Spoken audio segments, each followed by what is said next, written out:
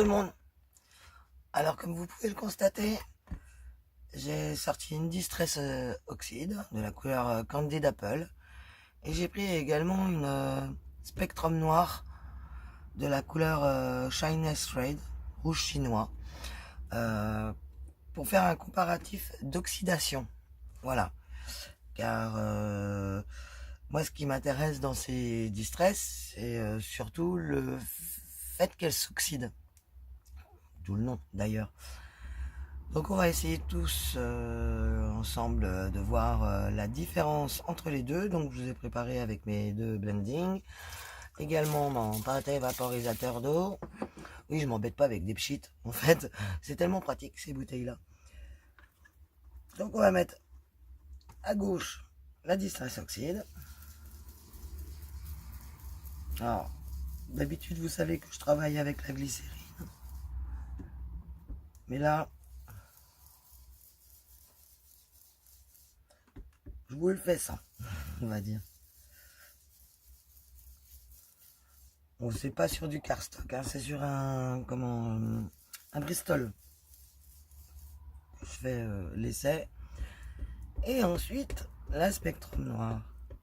Bon, il est un peu plus neuf, hein, vu que les Spectrum, je viens de les recevoir.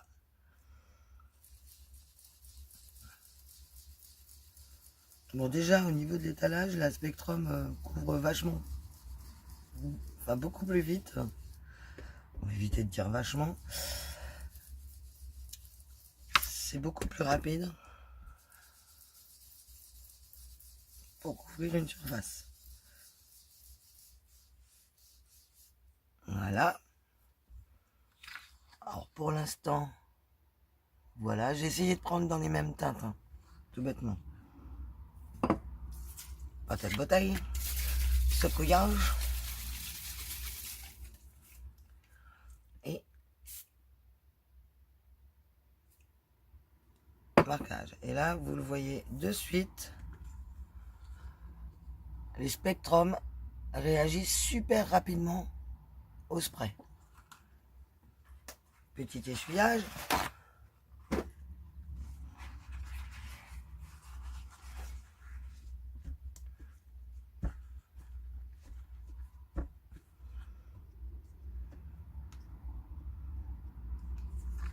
Et regardez donc l'oxydation. La Spectrum s'oxyde beaucoup plus que les Distress Oxide. Donc moi je vous le dis, je suis fan. Voilà pour cette petite vidéo.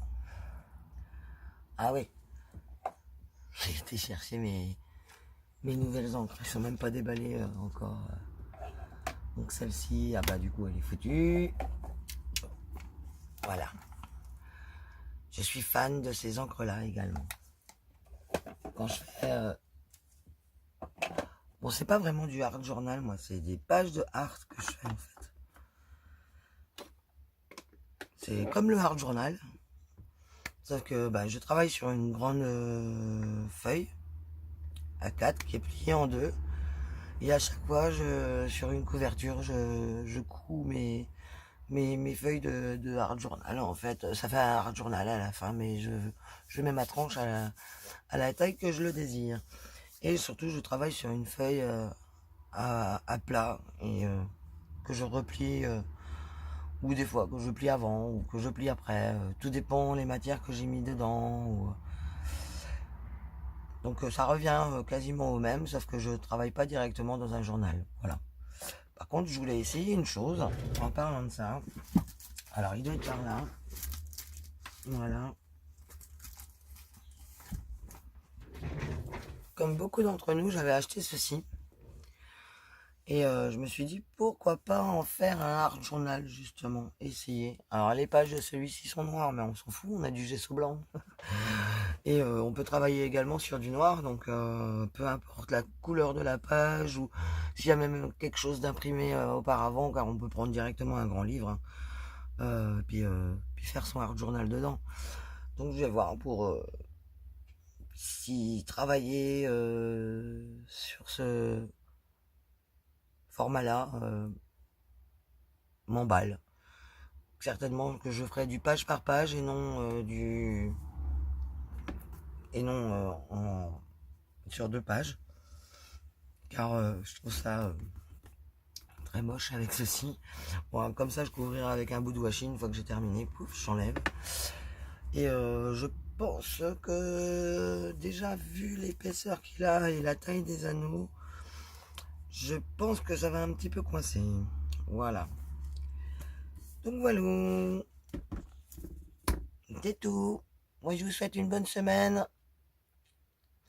Bisous, bisous.